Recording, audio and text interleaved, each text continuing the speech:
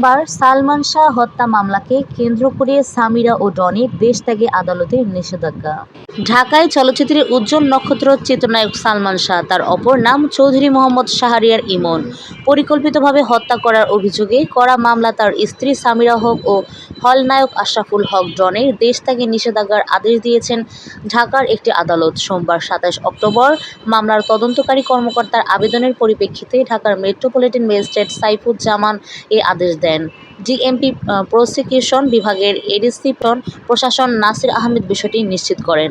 এর আগে গত ২২ অক্টোবর আবেদনে মামলার তদন্তকারী কর্মকর্তা রমনা থানার পুলিশ পরিদর্শক আতিকুল আলম খন্দকার তাদের দেশত্যাগের নিষেধাজ্ঞা চেয়ে আবেদন করেন। তদন্তকারী কর্মকর্তা আবেদনে উল্লেখ করেন, সামিরা ও খলনায়ক আশরাফুল হক মামলার এজাহার নামীয় পলাতক আসামি। তারা যে কোনো সময় বিদেশ গমন করবে মর্মে বিশ্বস্ত সূত্রে জানা গেছে।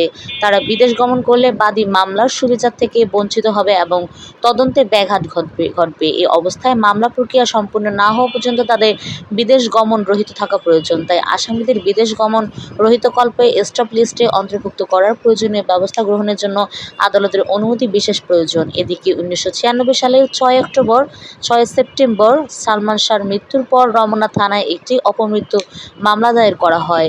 তবে গত ২০ অক্টোবর ঢাকার ষষ্ঠ অতিরিক্ত মহানগর দায়রা জজ মোহাম্মদ জান্নাতুল ফেরদৌস ইবনে হক বাদীপক্ষের করা রিভিশন মঞ্জুর করে মামলাটি হত্যা মামলা হিসেবে গ্রহণের নির্দেশ দেন। এর পরিপ্রেক্ষিতে ২১ অক্টোবর রাজধানীর রমনা থানায় মামলাটি দায়ের করেন সালমান শাহর মামা মোহাম্মদ আলমগীর। মামলায় সালমান শাহর স্ত্রী সামিরা সহ ১১ জন আসামি করা হয়। আসামিদের বিরুদ্ধে দণ্ডবিধির ৩০২ ও ৩৪ ধারায় অভিযোগ আনা হয়েছে। সামিরা ছাড়া মামলার অপর আসামিরা হলেন শিল্পপতি ও সাবেক চলচ্চিত্র প্রযোজক আজিজ মোহাম্মদ ভাই, লতিফা হক লুসি, খলনায়ক ডন, ডেভিড, জাভেদ ফারুক, মে ফেভার বিউটি সেন্টারের রুবি, আব্দুস সাত্তার সাজু এবং রেজভি আহমেদ ফারহাদ। এছাড়া মামলায় অজ্ঞাতনামা আরও অনেকে আসামি করা হয়েছে।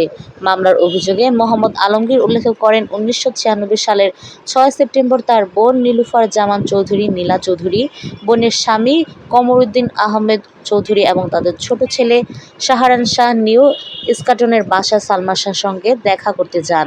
সেখানে গিয়ে তারা জানতে পারেন সালমান শাহ ঘুমাচ্ছেন।